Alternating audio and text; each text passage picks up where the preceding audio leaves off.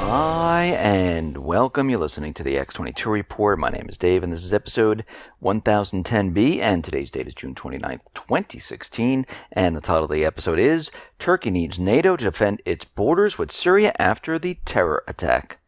Let's get into the economic collapse, political, and geopolitical news. Now, since 2008, we understand the government has been preparing for the economic collapse. They've been preparing for war. And very interestingly, in recent months, many emergency food companies, they have been contacted by the government. And they have been told that their inventories could potentially be seized in the event of a significant emergency. The government recently participated in an exercise that simulated an unprecedented global food crisis lasting as long as a decade. It's called Strategic National Stockpile Program. And we can see right now that warehouses, they are being stocked with billions of dollars of medical supplies. And on top of everything else, there are these reports about military vehicles with UN markings that have been shipped all around the nation. So what is the government up to at this point? And we can see right now that they are definitely preparing for something. They could be preparing for a nuclear war, a biological attack, a chemical attack, a dirty bomb type of attack. And this is why they have the medical supplies. This is why they have the food. And we see right now that something is going on. And very interestingly, a lot of people have been noticing that these UN trucks are being shipped all over the place. And the armored UN vehicles, they pass through Virginia. There's a lot of videos up on YouTube that show this. And there are a number of defense industry manufacturers that build these for the UN. We see BAE Systems. They denied that their company is connected to those vehicles that are being shipped around. Alpineco, they also denied vehicles that are being shipped around are theirs also. Doesn't mean there's another company out there that's doing this. And what we're hearing from a number of defense industry manufacturers that are based around Washington is that the trucks that were ordered by the UN, they're going to be used abroad. Now, does that mean something is going to happen abroad? That they need all of these type of trucks? Maybe in Europe. We don't know.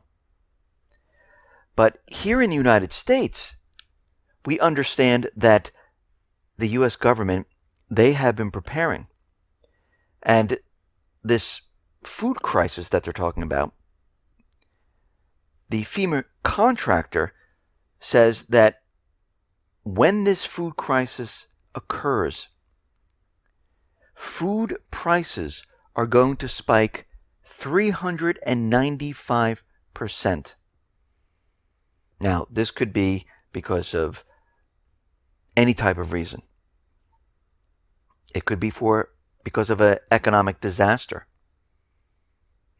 And we understand once the United States and the petrodollar is no longer used throughout the Middle East, and countries do not keep the dollar in their reserves, those dollars are going to come back to the United States, which will create inflation.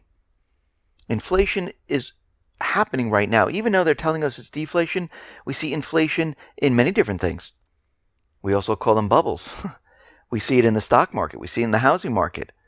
A lot of the inflation was exported to other countries. But eventually, it all comes back. And this does make sense. Because when the economic disaster does hit, and we heard this from Bill Holter many times, the credit market will freeze up. Credit will freeze up. And what that means is there will be no deliveries. If there's no deliveries, there'll be shortages of food. Because no one will produce. No one will deliver. And if there's shortages of food, that means the prices of food, they're going to skyrocket. The value of the dollar is going to decrease, which is going to create a major problem of a devaluing dollar, a shortage of food, and we can see a 395% food price spike. So this does fit all together. And this is why you need to be prepared. I mean, think about what the government's doing right now. Think about what all these contractors are doing. They're preparing for a time for a chemical, for a biological, a dirty nuke, a nuclear war type of scenario. They're preparing for an economic collapse where the value of the dollar can't buy you anything. They're getting prepared and ready. This is what you need to do right now. You need to prep up. You need to make sure you have the food, because what are you going to do if there's no food out there? Look what's happening in Venezuela right now. Many of the people can't find any food. Inflation is skyrocketing. And when this does hit like this, it's going to be disastrous. Just think about the 70s when we had the gas shortage, when people were trying to figure out how to get gas and to fill up their car. They only can go certain distances. This time around, we have a huge amount of debt. We have an economy that is completely failing. We have countries in the Middle East where they're kicking the United States out of their country, taking control of their countries. So the petrodollar is doomed. The U.S. is pushing a war in Syria for the last 6 years and made no headway whatsoever. And what we're seeing right now is they're continually provoking war all around the world. So when you put all of this together, we can see that this problem is real. The government's preparing. They've been getting ready. And so should you. Now we see out in Ukraine, German Chancellor Angela Merkel is saying, okay, we are going to definitely extend the EU sanctions against Russia because of the situation in Ukraine. She says the ceasefire in Ukraine has never gotten off the ground at all. And it seems like it is going absolutely nowhere. Of course it isn't. They don't want it to. So we're seeing in Ukraine right now is that the situation is dramatically escalating in Donbass. We see Ukrainian military advancing to the Donetsk area. We see military assets being brought up to the contact line. This is continually happening. Shelling has not stopped. And we can see right now they are definitely getting ready to do something. And we see that the Minsk II ceasefire, they're never going to abide by it. If they do, I'd be shocked. We see that they're not going to follow through on the elections. And the whole thing is deteriorating very quickly in this area, just like it is in the Middle East. We see NATO right now. NATO is preparing to double their preparations near the Russian border. And NATO is expected to make a final decision on deploying 4 multinational battalions in the Baltic states, Poland, on July 8th and 9th. NATO has deployed around 1,200 pieces of combat hardware in Eastern Europe, including over 30 aircraft and more than 1,000 servicemen. There are also over 1,000 servicemen from NATO in the Western European countries, and the United States are deployed there. More than 2,000 pieces of new upgraded equipment to be supplied to Western military districts in 2016. So they're ramping everything up right now. Why are they ramping all of this up? Because they're continually pushing this war. They're not going to stop. And if you notice, they do it very slowly, very methodically, and they use excuses of why this is happening. Oh, we're having a drill here, but we're going to leave them and rotate the soldiers out, rotate the military assets out. We're just going to bring another ship into the Pacific. We're going to bring another aircraft carrier into the Mediterranean. Everyone look over there.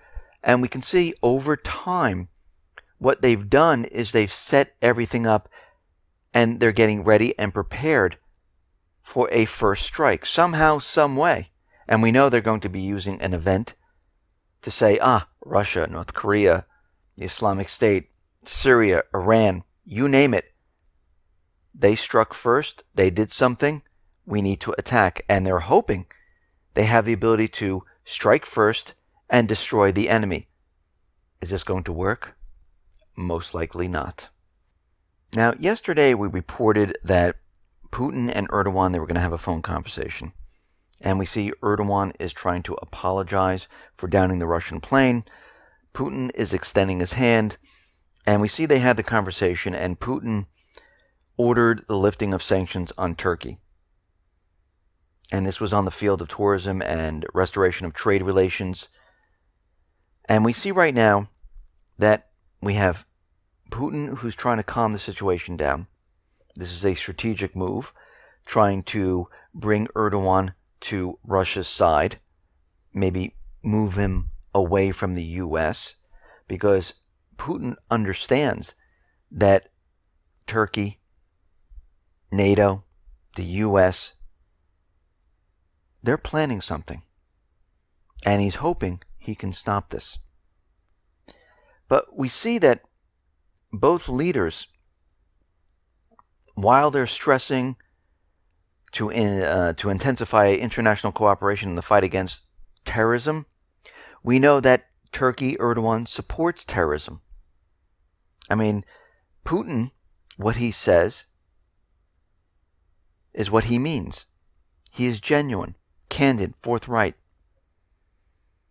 Erdogan is completely the opposite. He's lawless, ruthless, he lies, he doesn't believe in free speech. And we're going to have to see how this plays out to see if Putin has the ability to bring him over to the side of Russia, where let's not have war. Let's not move this forward. We see that the U.S. is saying that there was a showdown with Russian jets, with the U.S. jets in the sky. There was an Su-34 and a U.S. Fa-18, and the U.S. jets were protecting the moderate rebels, which are also al-Nusra, al-Qaeda. The Russian jets flew in, and they decided to fly away when they were engaged with the U.S. jets. But as soon as the U.S. jets went to refuel, the Russian jets came back, and they bombed the rebel base. And Russia is saying, well, this is al-Nusra, this is al-Qaeda, and the U.S. are saying that this is very provocative, and they need to be a lot more careful because these were the moderate rebels. And Russia's saying, well, you never gave us the coordinates of where the moderate rebels are. When we look at this, this is al-Qaeda and al-Nusra. And the U.S. came back and says, well, we told you not to strike Nusra targets because the moderate rebels are intertwined. They have very close ties to the moderate rebels. Moderate rebels and al-Nusra have very close ties, and this is why they're intertwined. And of course, Russia's using the argument that al-Qaeda, al-Nusra, they are terrorists. But we know the U.S. supports terrorists. Actually, the moderate rebels, al-Nusra, al-Qaeda, the Islamic State, it's all part of the same umbrella. They just made up many different terrorist groups, which they control. Now, we hear that the U.S.-backed Syrian fighters, the moderate rebels, they seized a huge amount of Islamic State documents. Well, what is really happening here is they're cleaning up. They got the documents, they got the textbooks, they got the propaganda posters, the cell phones, the laptops, before the Syrian forces, before Russia could. This is why, part of the reason why the special op teams are there, to clean up after the Islamic State, because they realize that Russia and Syria, they are pushing very hard, getting into certain areas, and they don't want them to find out the information that the Islamic State has and who's controlling them, who's paying them. For instance, back in 2013, when the Syrian armed forces got into the moderate rebel area, they found out the moderate rebels were holding sarin gas in caves. And this is what they were using to bomb different areas, and of course blaming it on Assad. So the same thing's happening right now. They're trying to clean up after themselves. Now the Syrian opposition, the High Negotiation Committee, HNC, they want the European Union to impose sanctions on Russia, on the companies that is supporting the war in Syria, just like they did in Ukraine. And they're looking for these sanctions. Now, will the European Union do this at this point? We'll have to wait and see. But we realize that they're trying to put pressure on Russia to get out of Syria. And I don't think it's going to happen because the United States has been putting a lot of pressure on Russia, using sanctions, doing whatever they possibly can. And guess what? Russia, they don't care. It's not bothering them. And if we go back to what Obama said, with Cuba, sanctions don't work. We had sanctions for 50 years on Cuba. Well, if they don't work, why are we placing sanctions on all these countries? Well, one of the reasons is to show the world that, look, we sanction them. They will not be able to do anything. But you know, these countries always get around the sanctions. They deal outside of the dollar. They can get supplies, they can barter, they use gold, they use other currencies, and it never stops the countries. Now, yesterday we had an explosion in Istanbul, Turkey, at the airport, where these suicide bombers, I think there were 3 of them, blowing themselves up, shooting people. And shortly after, Turkey came out and said, yes, it's the Islamic State. For some reason, the Islamic State was very quiet in the beginning until they said it was the Islamic State. Then the Islamic State said, yes, we're taking responsibility for this, which is kind of strange. The U.S., by the way, they had no intelligence that this was going to happen. They didn't possess any information on any of these threats that there was going to happen, that something was going to happen in this region, because their travel warning has to do with the southern part of Turkey. This was not in the southern part.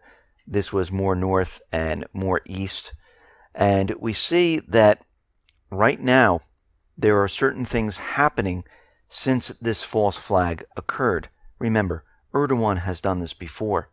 Actually, going back in time, he has snuck military personnel into Syria, had them fire missiles into the country of Turkey, and they would say, hey, they're firing at us. We need to go in there. And of course, this didn't work out. It was caught on YouTube, on Twitter, and then he banned Twitter and YouTube because he thought if you can do that, if he did that, no one would see anything.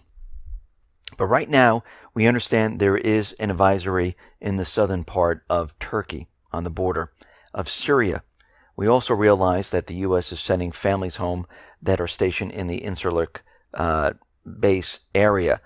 We're also getting word that the U.S. is banning military families from accompanying any military personnel into Turkey right now, which tells us something is on its way. Now, of course, Erdogan is out there. He's condemned the violence and expressed hope that the bombing becomes a turning point for the whole world to unite against Assad. I mean, terrorism. He's trying to bring everyone together to say, listen, we need all to stand together. We need to go after what exactly? Most likely Assad. Because if they were truly going after the terrorists, they would have joined with Russia. They would coordinate with Russia. But we haven't seen this happen. So now Turkey, they are going to loosen its rules of engagement for NATO warplanes along the border with Syria. They want NATO to defend their borders from the Islamic State. Do they really need to defend against the Islamic State? The Islamic State is the proxy arm of the United States government central bankers.